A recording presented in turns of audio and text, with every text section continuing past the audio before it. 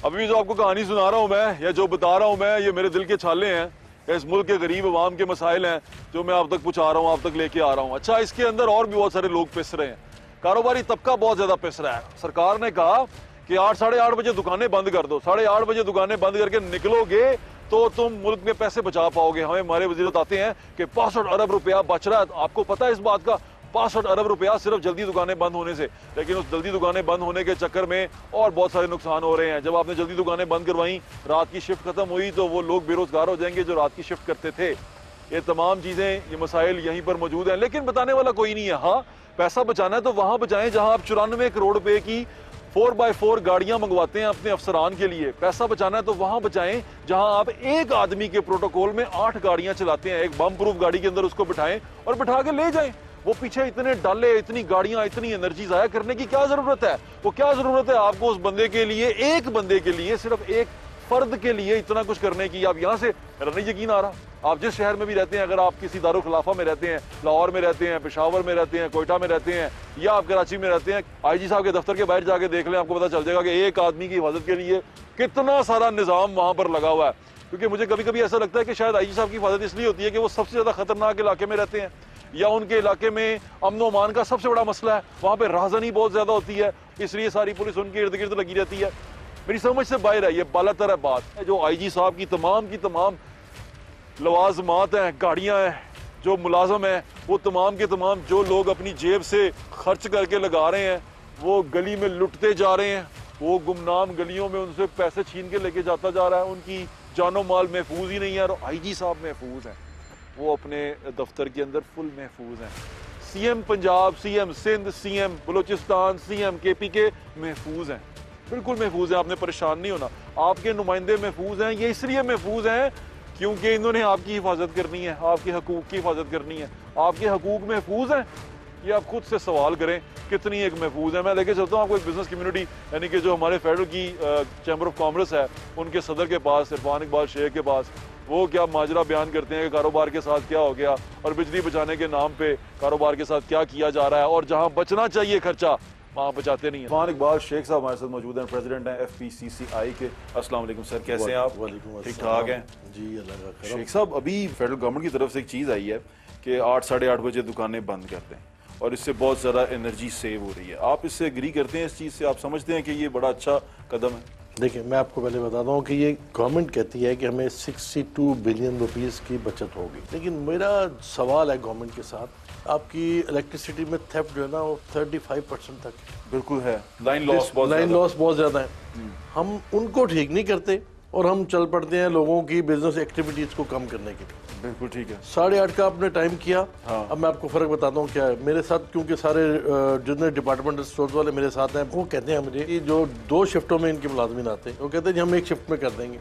जब 1 शिफ्ट में ये करेंगे तो 30% ले ऑफ होगा और बेरोजगारी पैदा होगी। नंबर 2, आपकी बिजनेस एक्टिविटी वो कम होगी। बिल्कुल ठीक। फिर इन्होंने तीसरा ये किया, रेस्टोरेंट वाले, उनका टाइम था पहले 11 बजे, ठीक है, जिसको उन्होंने करके अब 10 बजे किया, ठीक है, 1 घंटे का। अब मेरी जो उनसे बात हुई थी, उन्होंने कहा जी मुझे बताएं, जितने भी लोग घर से निकलते हैं खाना खाने हमारे पास आते हैं, उनके घर की बिजली बंद होती है उस वक्त? नहीं। मैंने कहा नहीं होती होगी। कहता नहीं, वो बंद करके आते हैं जो घर के बंदे हैं, और यहाँ पे आके बैठते हो। कहता नहीं, हम वहाँ पे बिजली लेते हैं वापडा से वो लोग, ठीक है, हम अपनी बना रहे हैं सोलर से। हमें तो एक तो सस्ता भी हो रहा है, पड़ रहा है, और नंबर 2 हम उसमें शामिल भी कर रहे हैं। आपको लगता है कि ये बेहतरीन तरीका है मुल्क में बचत करने का, या इसके अलावा भी तरीके हो सकते हैं? स्टील मिल जो है ना, वो 2016 की बंद है। बिल्कुल बंद। आज 2023 हो गया। हाँ। 7 साल में सारे एम्प्लॉयज को उनका मिल रहा है महाना, उसके बाद उसकी इंक्रीमेंट भी हो रही है। जी, हो रही है। बिल्कुल। किस दुनिया में रहते हैं आप यार कि एक प्लांट चल ही नहीं रहा, आपने उसके मुलाजमीन भी रखे हैं, किस लिए रखे हैं? इसी तरह आप आ जाए PIA को लॉस में, इसी तरह आ जाए आप अपना रेलवे को लॉस में। गवर्नमेंट क्यों चलाती है इसको? गवर्नमेंट क्यों नहीं इसको प्राइवेट करती? प्राइवेटाइजेशन की तरफ आए ताकि जान छूटे आपकी से वाइट एलिफेंट जो पाले हुए हैं आपने।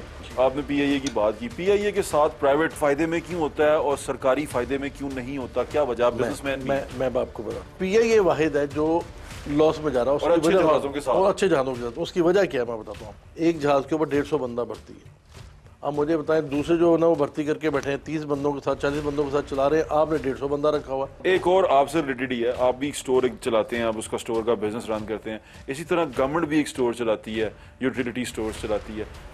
वो नुकसान में हमेशा नजर आते हैं मुझे, जबकि डिपार्टमेंटल स्टोर जो उनसे फायदे में रहते हैं। कि पहली बात यह है कि जो भी उसका निज़ाम है ना वो ट्रांसपेरेंट नहीं है। सामान आता है बैकडोर से, सारा का सारा बिक जाता है, प्रॉफिट अपनी जेब में डाल लेते हैं और वो कोई अवाम को फ़ायदा नहीं है। अगर आपने ये काम करना है तो इसमें मैं आपको एक ये चीज़ कह सकता हूँ कि यही स्टोर जो है ना आप किसी प्राइवेट पार्टी को दे दें, यही काम आपका जो ना प्रॉफिट में चल जाएगा और लोगों को सामान भी मिलना शुरू हो जाएगा।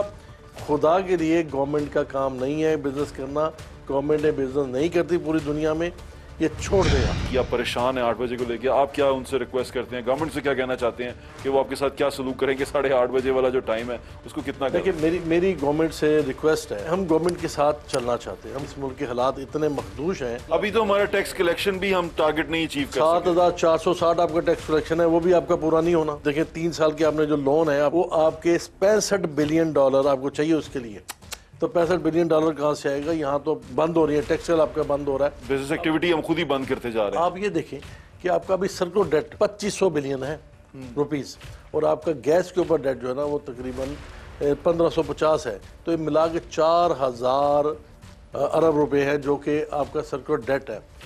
ये कैसे पूरा करोगे?